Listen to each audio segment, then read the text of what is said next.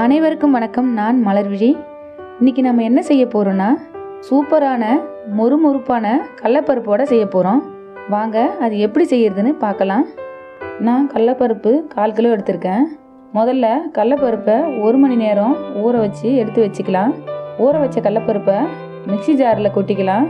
அது கூட 2 காஞ்ச மிளகா, தேவையான அளவு உப்பு சேர்த்து ஒன்றும் பாதியமாக அரைச்சி எடுத்துக்கலாம். அது கூட நீட்டாக வெட்டிய ஒரு வெங்காயம், சோம்பு 1/2 ஸ்பூன், ஜீரகம் 1/4 ஸ்பூன், இஞ்சி பூண்டு பேஸ்ட்டு 1 ஸ்பூன், பொடிசா நறுக்கிய 2 பச்சை மிளகா, பொடிசா கட் பண்ண கறிவேப்பிலை கொஞ்சம், கொத்தமல்லி கொஞ்சம், புதினா கொஞ்சம், எல்லாத்தையும் சேர்த்து பிசைஞ்சு வச்சிடலாம்.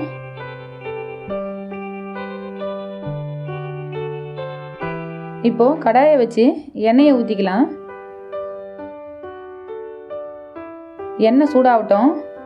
இப்போ ஒரு பிளாஸ்டிக் கவரில் எண்ணெயை தடவி சின்ன உருண்டையாக எடுத்து வடையாக தட்டி எண்ணெயில் போட்டுக்கலாம். இதே மாதிரி எல்லாத்தையும் வடையாக தட்டி போட்டுக்கலாம்.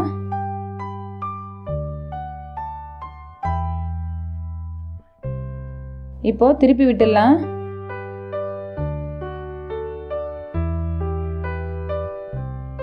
அவ்வளோதான், எடுத்துடலாம். டேஸ்டான கடலப்பருப்பு வடை ரெடி ஆயிடுச்சு.